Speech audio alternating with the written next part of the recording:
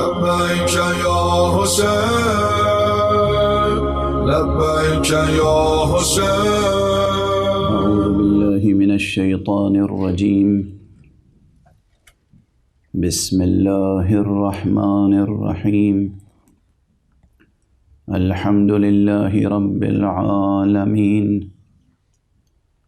والصلاة والسلام على أشرف الخلائق أجمعين، سيدنا وسيد الأولين والآخرين، حبيبنا وحبيب إله العالمين، إمام المرسلين وخاتم النبيين، أبي القاسم المصطفى محمد. اللهم صل على محمد وآل محمد وعلى أهل بيته الطيبين الطاهرين الهداة المهديين المعصومين المظلومين، واللعنة الدائمة على أعداء الحق والدين.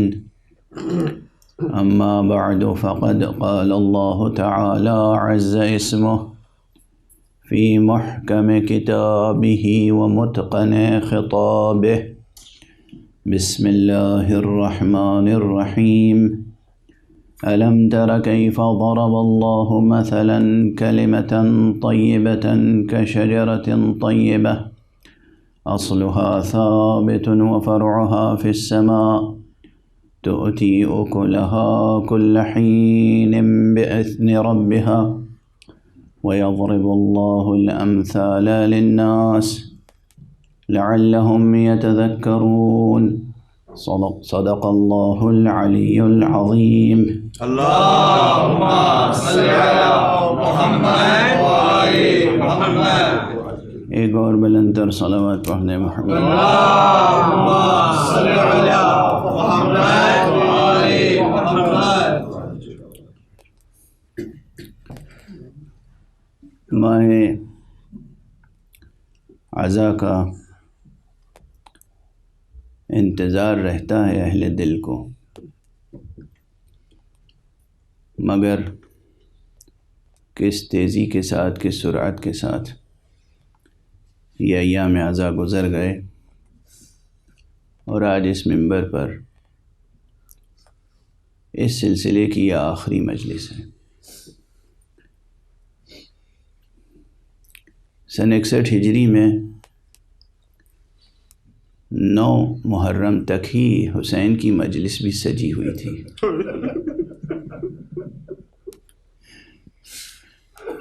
10 محرم کو تو آقا کی مجلس ایسی منتشر ہوئی کہ شرکائے مجلس کے جسموں کے ٹکڑے نظر آ رہے تھے۔ پروردگار آپ کی عزاداریوں کو قبول فرمائے،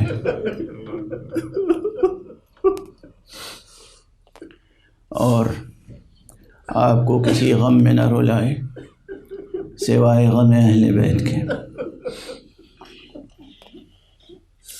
ہاں، آپ کے شانوں پر بڑی ذمہ داریاں ہیں۔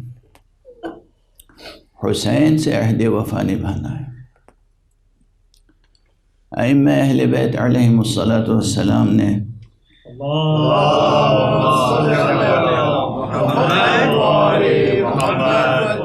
بار بار ارشاد فرمایا ہے کہ احیو امرنا، ہمارے امر کو زندہ کرو۔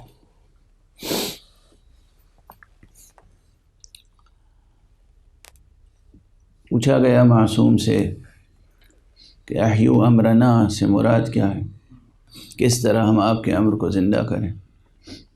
مختلف مواقع پر معصوم نے مختلف آداب، مختلف اصول، مختلف طریقے تعلیم فرمائے، لیکن ان طریقوں میں سے ایک طریقہ یہی ہے مجالس کا انعقاد۔ فرمایا اپنے گھروں میں اپنے چند احباب کو جمع کر لیا کرو اور ہمارا تذکرہ کیا کرو. یہ بھی احیاء امر آل محمد کا ایک طریقہ ہے. احیاء امر امیر المؤمنین علی ابن ابی طالب علیہ السلام.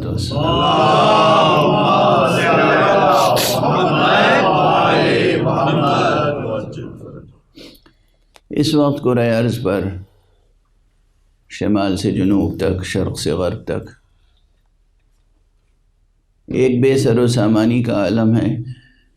یہ جو عالمی وبا پریشان کن بنی ہوئی ہے، بہت سے حضرات اس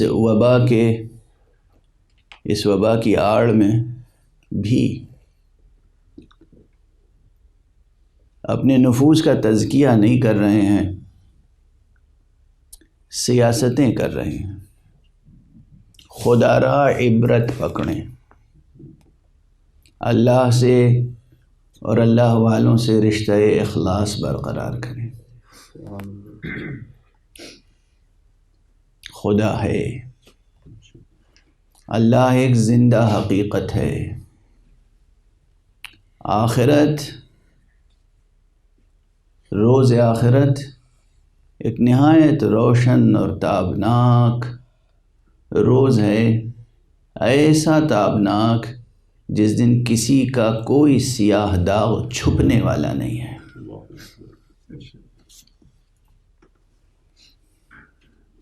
خدا کا خوف کریں، آخرت کا خوف کریں، اپنے معاملات کو خدا و رسول و آل رسول سے درست کریں.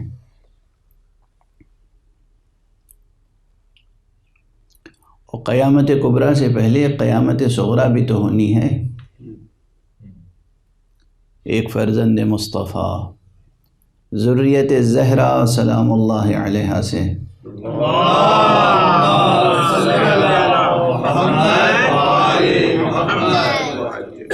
ہونے والا ایک امام برحق، مہدی برحق آنے والا ہے، آ کر رہے گا.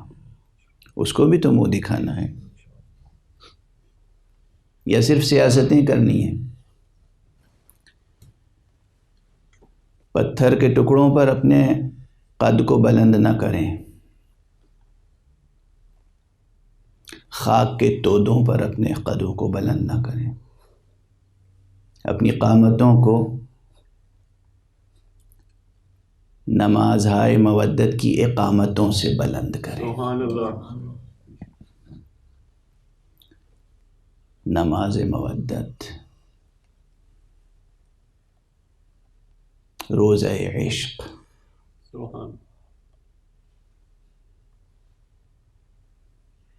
حج عقیدت، رسوم اعضاء کو رسموں کی طرح ادا نہ کریں، حقیقی فرائض کی طرح ادا کریں، اور اپنے اندر کمالات پیدا کریں. ساری قربانیاں اہل بیت نے اس لیے دی ہیں کہ آپ اپنے اندر کمالات پیدا کریں. ریاکاری سے کمال ہوتا بھی ہے تو زائل ہو جاتا ہے.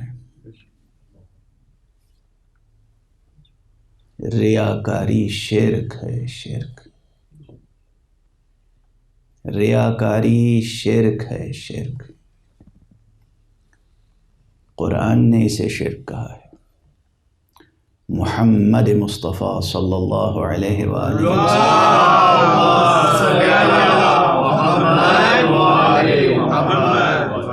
اسے شرک کہا ہے. سب سے بڑا شرک ریاکاری ہے. ریاکاری یعنی نفس پرستی. حق پرستی کے لیے پیدا کیے گئے ہیں ہم، نفس پرستی کے لیے نہیں.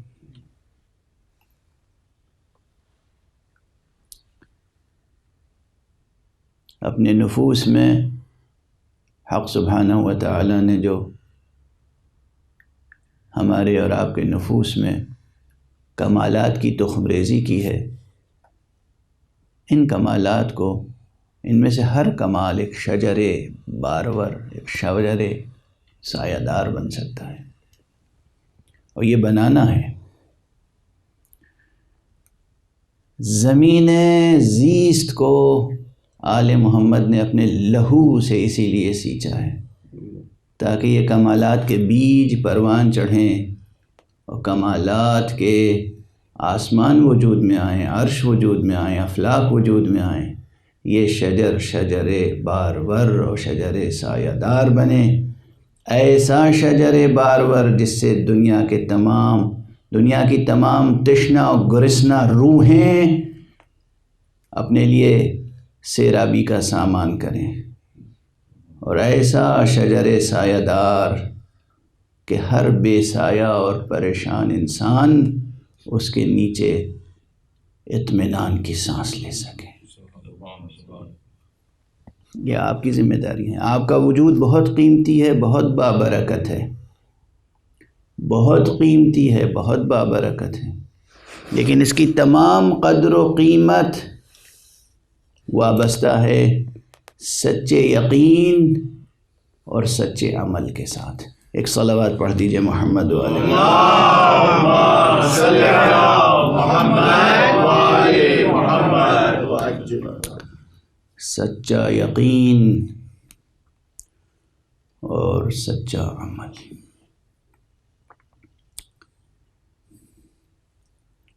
موضوع پہلی محرم سے بلکہ شب اول سے قرآن اور اہل بیت ہے، عنوان قرآن و اہل بیت ہے، اور میں نے عرض کیا کہ ایک ضمنی ذیلی موضوع تعلیمی اور تربیتی نقطہ نظر سے جستجو، راستہ اور راہبر ہے۔ ظاہر میں دو عنوان ہیں، حقیقت میں ایک ہی عنوان ہے۔ حقیقت میں ایک ہی عنوان ہے۔ ہمارا راستہ قرآن مجید نے بتایا وہی راستہ ہے جو اہل بیت کا راستہ ہے۔ مکرر عرض کر چکا ہوں، میرے علاوہ دوسرے خطبہ اور واعظین بھی بیان کر چکے ہوں گے، بیان کرتے رہتے ہیں کہ خود سورہ مبارک حمد میں جو کہا گیا اہدنا الصراط المستقیم، اس کے فوراً بعد صراط مستقیم کی وضاحت اصطلاحوں میں نہیں کی گئی، کرداروں میں کی گئی۔ صراط مستقیم کی وضاحت ٹرمینالوجیز میں نہیں کی گئی، بلکہ زندہ کرداروں کے ساتھ وابستہ کر دی گئی۔ اس کی وضاحت صراط الذین انعمت علیہم، ان لوگوں کا راستہ جن پر اے پروردگار تو نے انعام فرمایا ہے۔ بہت سوچئے اس پر، بہت غور کیجئے۔ اور جو میں اکثر کہتا ہوں کہ قرآن مجید از اول تا آخر قصیدہ محمد و آل محمد، سبحان اللہ، سبحان اللہ، تو وہ یہیں سے شروع ہو جاتا ہے قصیدہ۔ سبحان اللہ، سورہ حمد سے قصیدہ شروع ہو جاتا ہے۔ سبحان اللہ۔ میں نے عرض کیا تھا، مکرر عرض کر چکا ہوں کہ قرآن مجید ایسی صنعت میں نازل ہوا ہے کہ ایک نقطہ نظر سے، ایک زاویے سے دیکھیے تو یہ شروع سے آخر تک قصیدہ توحیدیہ معلوم ہوتا ہے۔ ہر جگہ توحید حق صمدی کا تذکرہ ہے، اللہ کے جلووں کی طرف نگاہ خلق کو متوجہ و ملتفت کیا گیا ہے۔ بسم اللہ الرحمن الرحیم، الحمد للہ رب العالمین، الرحمن الرحیم، مالک یوم الدین۔ یہ سب حق سبحانہ و تعالی اور اس کی وحدانیت اور توحید کا تذکرہ ہے، لیکن دوسرے نقطہ نظر سے، دوسرے زاویے سے اگر اسے ملاحظہ فرمائیں قرآن مجید کو، تو شروع سے آخر تک نعت و منقبت کا قصیدہ ہے۔ ہر جگہ مصطفیٰ صلی اللہ علیہ وآلہ وسلم اور اہل بیت مصطفیٰ کی منقبتیں ہیں، ان کی صفتیں ہیں، ان کی خصوصیتیں ہیں۔ ہاں، ہر چیز کا موقع ہوتا ہے، محل ہوتا ہے، ایک مناسبت ہوتی ہے، قرآن مجید سے اہل بیت اطہار علیہم السلام کے فضائل اب تک جتنے بیان کیے جا چکے ہیں مجموعی طور پر، اس سے کہیں زیادہ اور ابھی اس میں پوشیدہ ہیں، مگر اس کے لیے اہل چاہیے، موقع چاہیے مناسب۔ یقین کیجئے کہ قرآن مجید سے متعلق جو علوم ہیں، علوم القرآن، اس پر بہت کم کام ہوا، اور اہل بیت مصطفیٰ علیہم السلام سے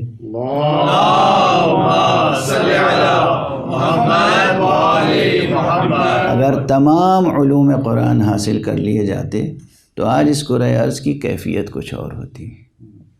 آج حقیقتاً یہ کرۂ ارض مرکز ہوتا، سورج اس کا طواف کر رہا ہوتا، لیکن لوگوں نے استفادہ نہیں کیا قرآن اور اہل قرآن سے۔ اب جو جملہ عرض کرنا چاہ رہا ہوں شاید یہ جملہ تاریخی ہوگا، لیکن اسے محفوظ کر لیجئے۔ یہ فقیر بھی بعض وہ اصول اور قوانین اور وہ بعض علوم جو خاص اہل بیت اطہار علیہم السلام سے متعلق ہیں، ان سے استفادہ کرتے ہوئے، کسب فیض کرتے ہوئے، نہ صرف یہ کہ چہاردہ معصومین علیہم السلام کے اجمالی فضائل قرآن مجید سے گزارش کر سکتا ہے، بلکہ ان کے اسماء ترتیب کے ساتھ قرآن سے استنباط ہو سکتے ہیں۔ سبحان اللہ، سبحان اللہ۔ ان کے اسماء ترتیب کے ساتھ اسی قرآن کے متن سے استنباط ہو سکتے ہیں، لیکن اس رخ سے کام نہیں کیا لوگوں نے۔ ائمہ 12 کے اسماء گرامی، معصومین علیہم السلام کے اسماء گرامی قرآن مجید میں بالتفصیل موجود ہیں، نگاہوں سے اوجھل ہیں۔ اجمالاً تو میں نے گزارش کی کہ سورہ حمد سے گفتگو شروع ہو جاتی ہے، ان کے کردار کی بھی اور ان کی عصمت کی بھی۔ یہ جو آیت ہے نا، اہدنا الصراط المستقیم صراط الذین انعمت علیہم غیر المغضوب علیہم، یہ غیر کسی اور کی طرف اشارہ نہیں ہے۔ اہل فن جانتے ہیں کہ یہ انہی کی صفت بیان ہو رہی ہے، یہ وہ ہیں جن پر حق کا انعام ہے، اور یہی وہ ہیں کہ جو غیر مغضوب علیہم ہیں۔ سبحان اللہ۔ یعنی کہ ان سے نیکیاں ہی وجود میں آئیں، کہیں کوئی خطا وجود میں نہیں آئی، یعنی یہ معصوم ہیں۔ سبحان اللہ۔ یعنی دعا یہ کی جا رہی کہ پروردگار ہمیں اس راستے کی طرف ہدایت فرما جو معصوموں کا راستہ۔ سبحان اللہ۔ ایک صلوات پڑھ دیجئے محمد۔ اللہم صلی علی محمد و آل محمد۔ قرآن کا اپنا اسلوب بیان ہے، قرآن کا اپنا اسلوب بیان ہے جو ہر سطح ذہنی کی تسکین و تشفی کے لیے کافی ہے۔ جو جس سطح ذہنی پر ہے قرآن اس سے اسی سطح ذہنی پر خطاب کرتا ہے۔ اور بحیثیت مجموعی سرکار رسالت مآب صلی اللہ علیہ وآلہ وسلم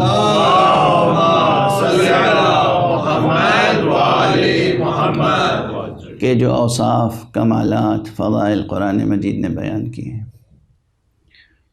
مشہور آیتیں سب کو یاد ہوں گی۔ کہیں کہا گیا کہ اِنَّكَ لَعَلَىٰ خُلُقٍ عَظِيمٍ، اے حبیب بے شک آپ خلق عظیم کے درجے پر فائز ہیں۔ کہیں کہا گیا وَمَا أَرْسَلْنَاكَ إِلَّا رَحْمَةً لِلْعَالَمِينَ، اے حبیب ہم نے آپ کو تمام عالمین کے لیے رحمت بنا کر بھیجا۔ اور اس کے علاوہ از اول تا آخر طرح طرح سے اوصاف مصطفیٰ بیان ہوئے، اہل بیت مصطفیٰ کے اوصاف اور ان کے آپس کے رشتے۔ کہیں کہا گیا هو الذی خلق من الماء بشرا فجعل له نسبا وصہرا، یہاں پر آپس کے ان کے رشتوں کو بیان کیا گیا، علی و فاطمہ کے رشتے کی طرف اشارہ کیا گیا، تو بھی قرآن مجید میں اشارہ کیا گیا۔ کہیں فرمایا گیا کہ ان اللہ اصطفى آدم و نوحا و آل ابراہیم و آل عمران علی العالمین ذریۃ بعضها من بعض، یہاں ذریت کا تذکرہ کیا گیا، یعنی ان کی ذات ہو، ان کے رشتے ہوں، ان کی آل و اولاد ہو، ان کی نسل مبارک ہو، ان کی ذریت ہو، ہر چیز کا قرآن مجید میں تذکرہ موجود ہے، اس کے اپنے اسلوب میں۔ کہیں ان کی عصمت و طہارت کا تذکرہ کیا گیا تو کہا گیا انما یرید اللہ لیذہب عنکم الرجس اہل البیت ویطہرکم تطہیرا۔ اللہم صلی علی محمد وعلی محمد وعجل۔ کہیں ان کی محبت اور مودت کو واجب قرار دیا گیا تو کہا گیا قل لا اسألکم علیہ اجرا الا المودۃ فی القربہ۔ کسی رخ سے بھی آپ دیکھیں اہل بیت مصطفیٰ کے فضائل سے قرآن مجید مملوء نظر آتا ہے۔ اور جیسا کہ میں نے عرض کیا کہ اگر کوئی اہل علم ہو اور اس طریقے سے عمل کرے اور کشف کرے، استنباط کرے، تو ان میں سے ہر ہستی کا تذکرہ مستقل طور پہ موجود ہے، اور اس کے اوصاف و خصوصیات و فرائض اور فضائل کا تذکرہ موجود ہے۔ ایک صلوات پڑھ دیں محمد و آل محمد۔ اللہم صلی علی محمد وعلی محمد وعجل۔ حضرت امیر المومنین علی ابن ابی طالب علیہ السلام اللہم صلی علی محمد وعلی محمد وعجل کے تعلق سے بھی جتنی آیتیں قرآن مجید میں ہیں، میں گزارش کر چکا ہوں غالباً اسی سلسلے مجالس میں، اسی عشرے میں کسی نے کہا آپ کی فضیلت میں 300 آیتیں نازل ہوئیں، کسی نے کہا 500 آیتیں نازل ہوئیں۔ آپ یہ غور فرمائیے کہ فقہا سے پوچھئے کہ احکام شریعت سے متعلق کتنی آیتیں ہیں، وہاں بھی تقریباً یہی اختلاف ہے۔ کوئی کہتا ہے کہ فقہی احکام سے متعلق 300 آیتیں ہیں، کوئی کہتا ہے 500 آیتیں۔ 500 آیتیں احکام سے متعلق اور 500 آیتیں فضائل علی سے متعلق۔ اب اندازہ ہوا کہ امیر المومنین علی ابن ابی طالب علیہ السلام کا وزن کتنا ہے،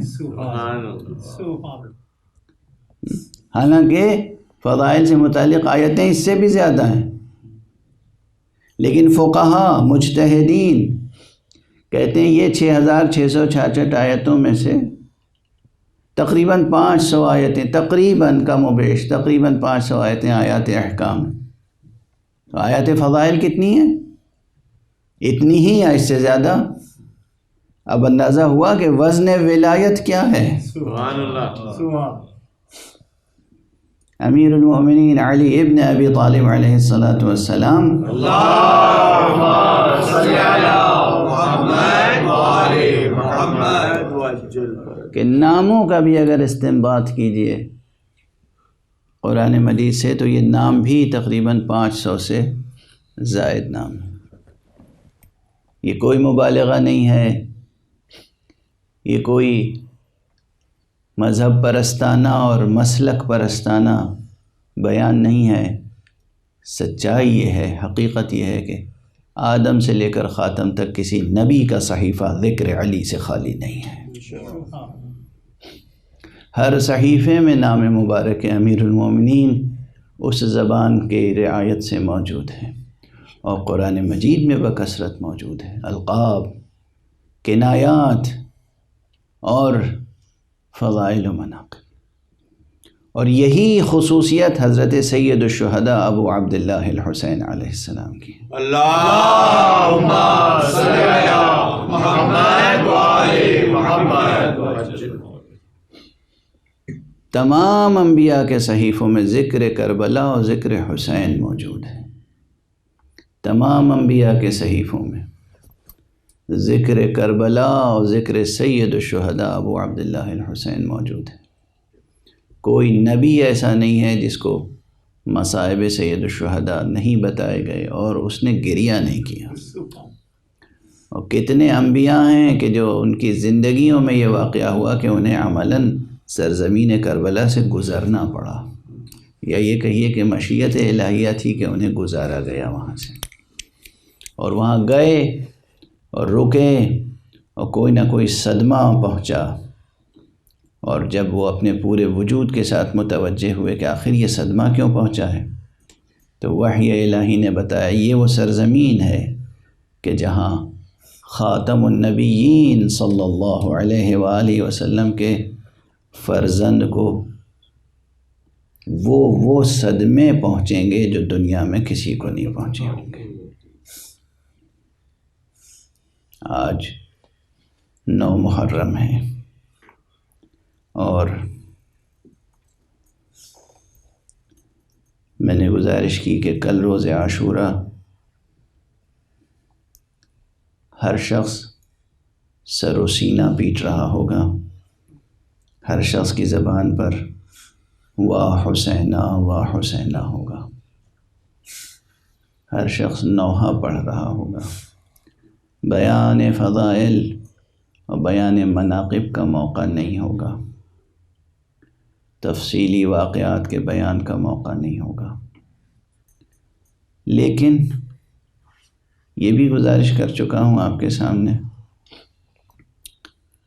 کہ خود یہ نام گرامی جو ہے، نام گرامی حسین، یہ کلمہ حسین مکمل پیغام ہے، توحید حق صمدی سے لے کر حقیقت نبوت سے لے کر اور حقائق آخرت تک، جو ایمانی حقائق ہیں ان کی طرف بلانے کے لیے تنہا نام حسین کافی ہے۔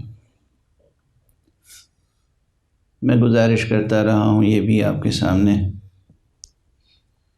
کہ بطور خاص حقیقت توحید کے لیے اردو کے مشہور شاعر، وہ بزرگ مرتبہ شاعر جوش ملیح آبادی کا یہ شعر بار بار لوگوں نے مجھے سنایا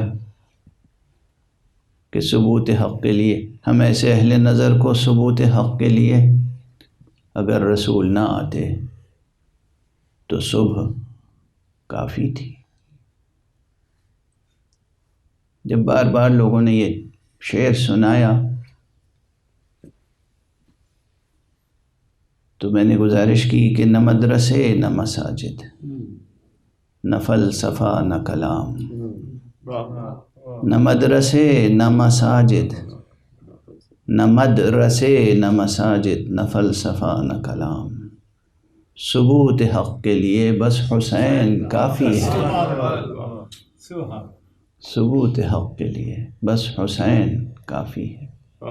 ہاں ضرور اسی شاعر نے، جوش ملیح آبادی ہی نے، وہ عظیم الشان بند بھی کہا ہے جس میں یہ مصرع آتا ہے کہ سجدوں سے کھینچتا ہے جو مسجود کی طرف، تنہا جو ایک اشارہ ہے معبود کی طرف۔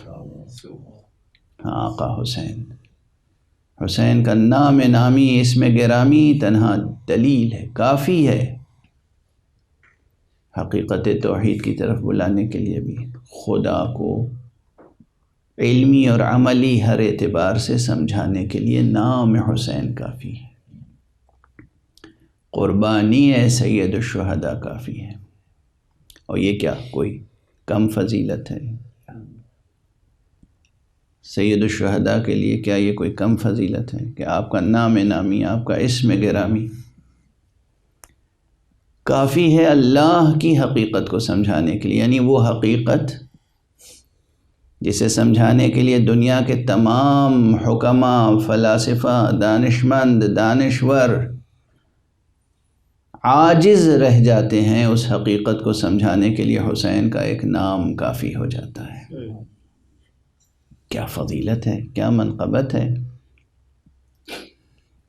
اور حقیقت توحید کے بعد بشریت کو بیدار کرنے کے لیے بھی حضرت آدم علی نبینا وعلیہ السلام سے لے کر حضرت عیسیٰ علی نبینا وعلیہ السلام تک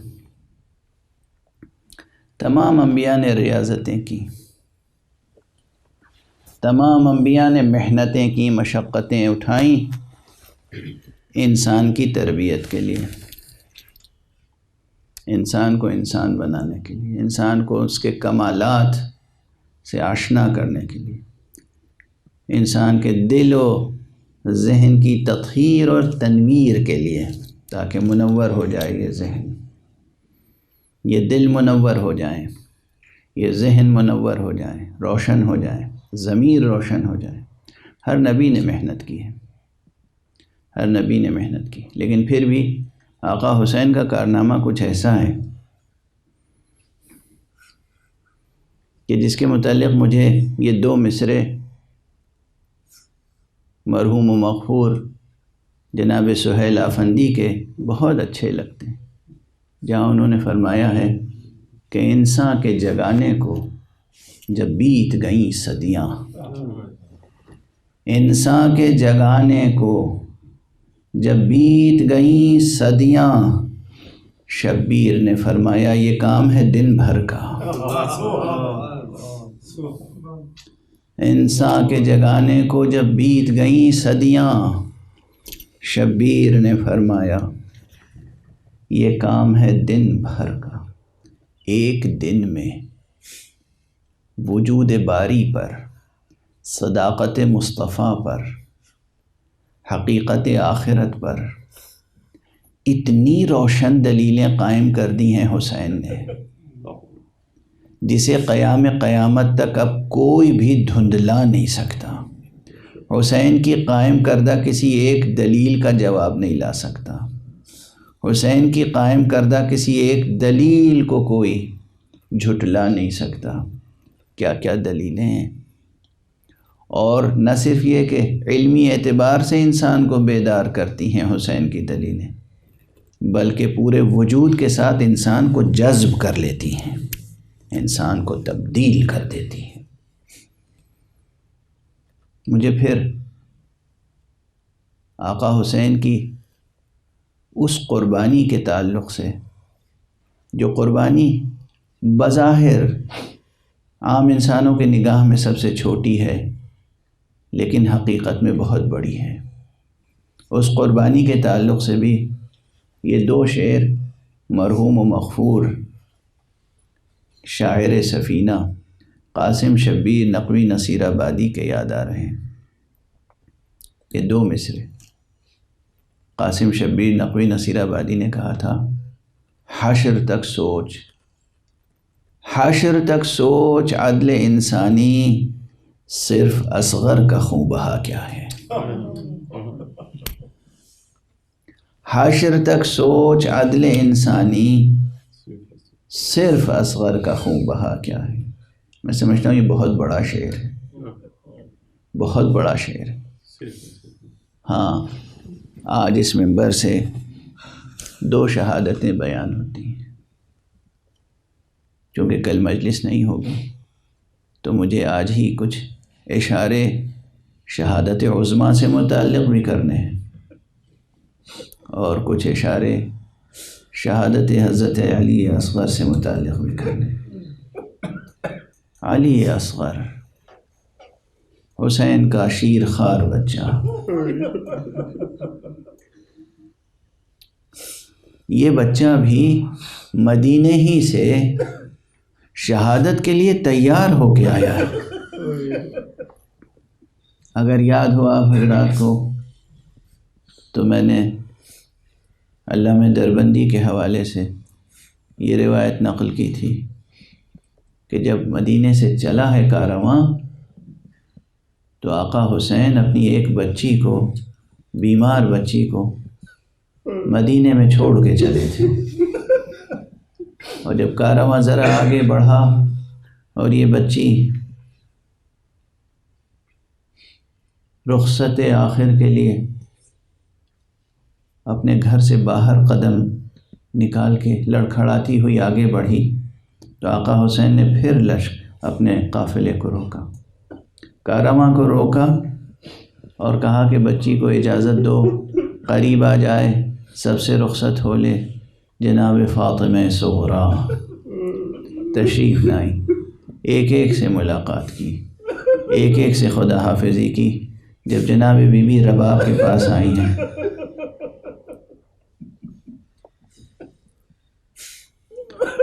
جب بی بی رباب کے پاس آئی ہیں اور بہن نے اپنی آغوش کھولی تو وہ ننھا سا بچہ جو ماں کی آغوش میں تھا ہومک کے بہن کی آغوش میں بہن کی آغوش میں آ گیا۔ اور اس کے بعد بہت کوشش کی ماں نے، پھوپھی نے، بڑی بہن نے کہ دوبارہ صغرا کی گود سے ماں کی گود میں آ جائے، مگر یہ بچہ تیار نہ ہوتا تھا۔ کہتے ہیں ایک مرتبہ آقا امام ابو عبداللہ الحسین آگے بڑھے، بچے کے کانوں میں کچھ کہا اور بس بچہ ہومک کے باپ کی آغوش میں آ گیا۔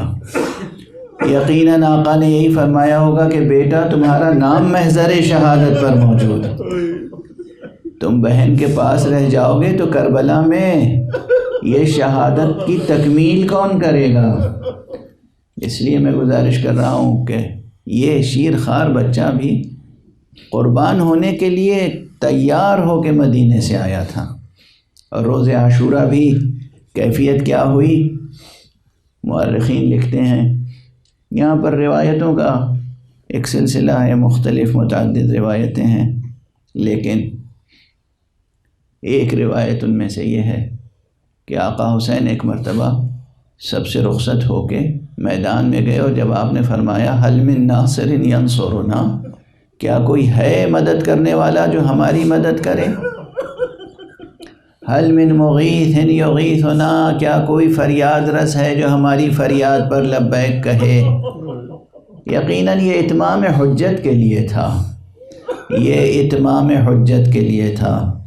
آقا سید الشہداء نے جب یہ آواز بلند کی تو وہ بچہ جو تقریباً غشی کی کیفیت میں گہوارے میں پڑا ہوا تھا، ہومک کے اس نے خود کو گہوارے سے زمین پر گرا دیا۔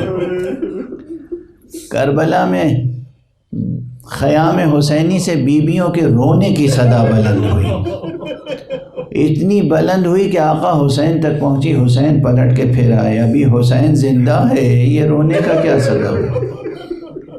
جناب بی بی زینب کبریٰ نے فرمایا بھیا وہ بچہ تمہارا شیرخوار بچہ جسے 3 دن سے ماں کا دودھ بھی نہیں ملا ہے، یہ بچہ غشی کی کیفیت میں گہوارے میں پڑا ہوا تھا، جیسے ہی تمہاری آواز استغاثہ سنی ہے بچہ تڑپ گیا ہے، بیدار ہو گیا، اس نے خود کو جھولے سے گرا دیا ہے۔ آقا حسین نے کہا اللہ میرے بچے کو میرے پاس لے آؤ، بچے کو میرے پاس لے آؤ، میری آغوش میں دے دو۔ بچے کو لیا، دامن عبا سے سایہ کیا، میدان کی طرف گئے اور وہ یادگار جملے ارشاد فرمائے کہ دیکھو اگر تمہاری نگاہ میں گنہگار ہوں تو یہ شیرخوار بچہ تو دنیا کے کسی قانون میں گنہگار نہیں، یہ بچہ پیاسا ہے، اسے پانی پلا دو۔ یہ سب آقا حسین کی طرف سے اتمام حجت ہے، یہ سب اتمام حجت ہے، یہ سب اتمام حجت ہے۔ اور ورنہ آقا انسان کامل ہیں، صاحب اذن الہی ہیں، صاحب اعجاز ہیں حسین، صاحب اعجاز ہیں حسین، ملک و ملکوت پر ولایت رکھتے ہیں حسین، مگر یہ اتمام حجت ہے۔ اور یہی نہیں، آپ نے 2 ایسے اعمال انجام دیے ہیں جو بجائے خود اعجاز کی شان رکھتے ہیں۔ ایک مرتبہ بچے کو زمین پر لٹاتے ہوئے کہا اگر تم سمجھتے ہو کہ بچے کے بہانے سے پانی لے کر میں اپنی پیاس بجھاؤں گا تو یہ جلتی ریت پر بڑھا ہوا ہے بچہ، آؤ تم اپنے ہاتھوں سے اس بچے کی پیاس بجھا دو۔ لیکن باپ کا دل تھا، زمین پر رکھا اور فوراً اٹھا لیا، اس لیے کہ ریت گرم تھی، کربلا کی ریت گرم تھی، جل رہی تھی زمین۔ حسین دیر تک برداشت نہیں کر سکتے تھے کہ بچہ جلتی ہوئی زمین پر پڑا رہے، اٹھایا اور پھر گود میں اٹھانے کے بعد اس بچے سے خطاب کیا بیٹے تم حجت خدا کے فرزند ہو، اپنی پیاس کا خود ہی اعلان کر دو۔ کہتے ہیں بچے نے سوکھی ہوئی زبان اپنے ہونٹوں پہ پھرائی اور اپنا چہرہ لشکر کی طرف پھرایا، اس طرح پھرایا کہ لشکر منقلب ہونے لگا، لشکر میں تلاطم پیدا ہو گیا۔ عمر سعد کو لگتا تھا کہ کوئی آگے بڑھ کے بچے کو پانی پلا دے گا۔ آپس میں سپاہی ایک دوسرے کو دیکھ رہے تھے کہ حسین کے آقا حسین کے اس کلام کو قطع کرنے کے لیے عمر سعد نے اپنے لشکر کے مشہور تیر انداز حرملہ کو خطاب کیا کہ اقطع کلام الحسین، حسین کے کلام کو قطع کر دے۔ اس نے سہ شعبہ تیر سے گلو اصغر کا نشانہ لیا اور ایک مرتبہ وہ ستم ٹوٹا ہے کربلا میں کہ آقا حسین کی آغوش میں بچہ ہے۔ سنسناتا ہوا تیر آیا اور اس نے اصغر کا گلا چھیدتے ہوئے بازو حسین کو بھی زخمی کیا، اور بچے نے کہتے ہیں مسکرا کے اپنے ہاتھوں کو بابا کے گلے میں ڈال دیا۔ کیا پر ہیبت، کیا پر ہیبت، کیا پر ہیبت، پر جلال و پر جمال مرقع ہے۔ بچہ ہے، گلے سے لہو بہہ رہا ہے اور سوکھے ہوئے ہونٹوں پر عجیب تبسم ہے، جیسے بچے نے اپنے تبسم سے بابا کے حزن و علم کو کم کرنے کی کوشش کی ہے۔ اجرکم علی اللہ۔ کربلا کی تاریخ میں کیا کیا مرقع ہیں، کتاب کربلا میں کیا کیا مرقع ہیں۔ اس کے بعد آپ سنتے رہتے ہیں وہ جملے، اور کل روز عاشورہ ہے، آپ عمل عاشورہ کریں گے، امام کی تأسی کریں گے۔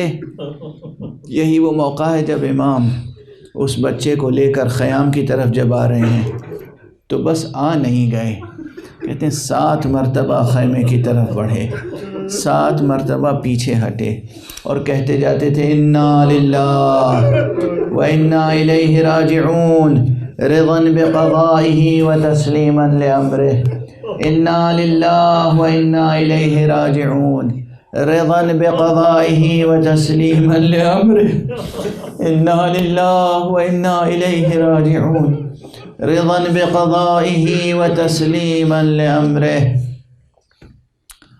حسین علیہ السلام کے اس عمل کے تعلق سے یہ جملہ ہمارے بزرگ خطبہ کہا کرتے تھے کہ حسین جیسا صابر بھی اس مصیبت کو دیکھ کر متردد ہو گیا، مضطرب ہو گیا، سوچتا تھا کیسے لے جائیں اب اس بچے کو ماں کے قریب۔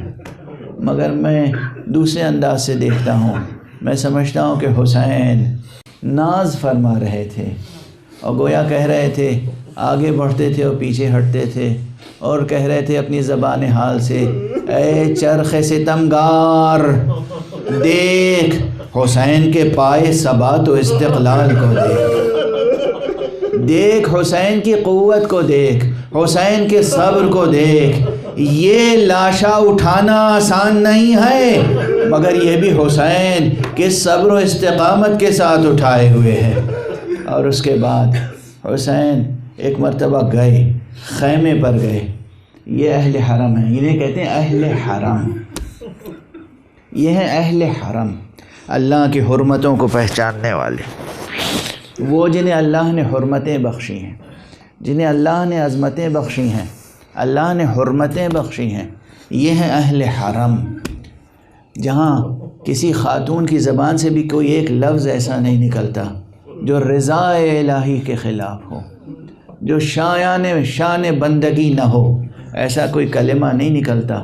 کوئی اور خاتون ہوتی کیا کیا گلہ کرتی، کیا کیا فریاد کرتی، کیا کیا شکوے کرتی، کیسے شوہر کو خطاب کرتی، ارے تم تو کہہ کے لے گئے تھے کہ بچے کو پانی پلانے کے لیے لے جا رہے ہیں، یہ میں کیا دیکھ رہی ہوں۔ مگر یہ اہل حرم کے افراد ہیں۔ جناب رباب نے بچے کو دیکھا اور بس ایک جملہ کہا، یا بنیا امثلک ینحر، میرے بچے کیا تیرے جیسے بھی نہر کیے جاتے ہیں؟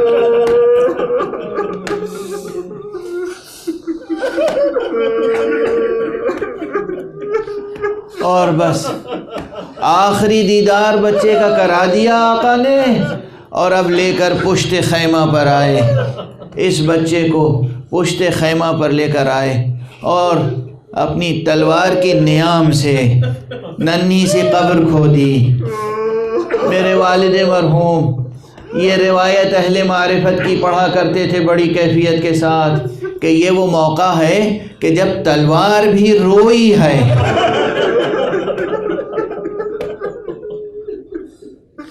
آقا حسین کی تلوار بھی روئی ہے اور اس نے فریاد کی ہے، ابو عبداللہ، میدان جنگ میں کام کرنے سے میں کبھی نہیں تھکی، کبھی نہیں ہاری، مگر مجھے یہ نہیں معلوم تھا شیر خوار کی قبر۔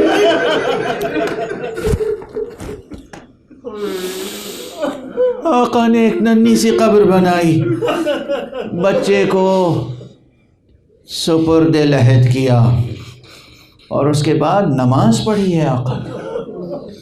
دشمنوں نے نقل کی ہے یہ کیفیت کہ دیکھا حسین نماز پڑھ رہے ہیں، 2 رکعت نماز پڑھی، اور اس کے بعد پھر در خیمہ پر آئے اور ایک مرتبہ نظر ڈالی اور آواز دی، زینب، ام کلثوم، سکینہ، فاطمہ، رباب، لیلا، فضہ، اب حسین جا رہا ہے، خدا حافظ۔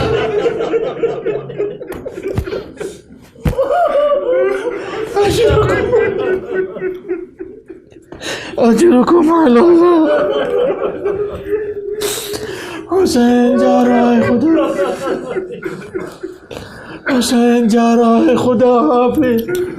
آقا نے میدان کا رخ کیا، مگر میدان کا رخ کرنے سے پہلے ہاں یہ مورخین نے بھی لکھا ہے ایک بڑا خیمہ حسین نے نصب کیا تھا جس میں تمام اصحاب کے لاشیں لا کے رکھ رہے تھے، اور ایک خیمہ وہ تھا جس میں بنی ہاشم کے لاشیں رکھ رہے تھے۔ ایک مرتبہ اس خیمے میں گئے اور اصحاب کے لاشوں پہ نظر ڈالی اور پھر بلند آواز سے گریہ کیا اور خطاب کر کے کہا، میرے شیرو، تم اپنے فرائض ادا کر چکے، دیکھو اب اس بوڑھے حسین کی جنگ دیکھنا ہو تو اٹھو، اب حسین جہاد آخر کے لیے جا رہا ہے۔ ہاں کلمات کی ترجمانی اپنی زبان میں کر رہا ہوں۔ اس کے بعد اس خیمے کی طرف دیکھا جہاں بنی ہاشم کے لاشیں تھے، اور مورخین نے ارباب مقاتل نے لکھا ہے بعض شہداء کے نام لے کر خطاب کیا ہے، اور اس سلسلے میں اس شہید کو بھی یاد کیا ہے جو واقعہ کربلا سے پہلے ہی حسین کی طرف سے شہید ہو گیا تھا۔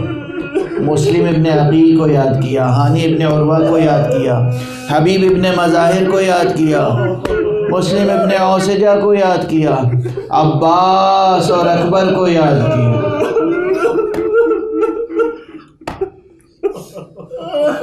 اور اس کے بعد میدان کا رخ کیا ہے، گھوڑے پر سوار ہو کر میدان کا رخ کیا۔ جب گھوڑے پر سوار ہو رہے تھے تو یہ واقعہ ہے، شاعری نہیں۔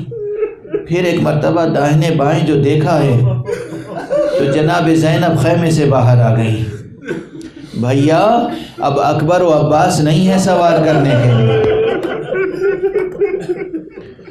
میں لجام و رکاب تھاموں گی، آپ سوار ہوں، بسم اللہ و باللہ، اللہ کی راہ میں جائیں، جہاد فرمائیں۔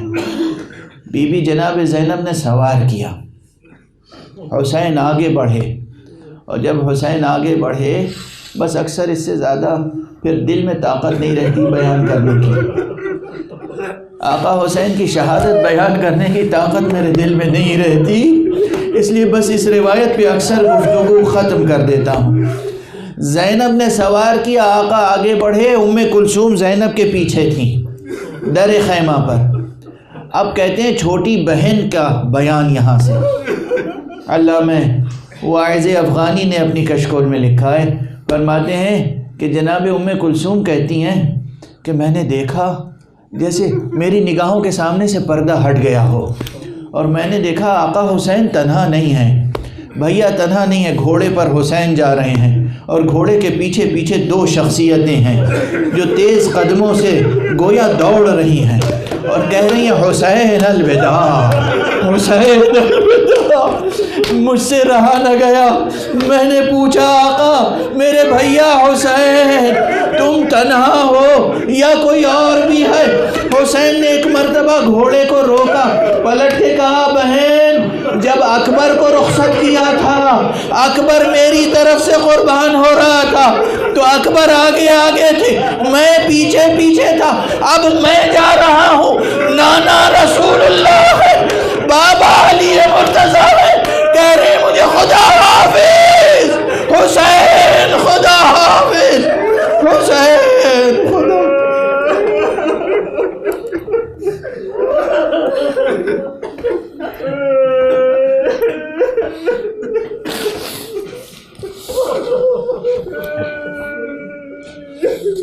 انا للہ و انا الیہ راجعون، رضا بقضائہ و تسلیما لامرہ۔ پروردگار معبود ہماری یہ عبادت ایسا قبول فرما، پروردگار ہمارے آنسوؤں کو زخم دل زہرا کا مرہم بنا دے، پروردگار اس کو ریاض کو گناہوں سے پاک کر دے، پروردگار منتقم خون حسین وارث زہرا وارث مصطفیٰ کو اذن ظہور عطا فرما، پروردگار ہمارے سروں پر علماء اعلام کا سایہ برقرار رہے،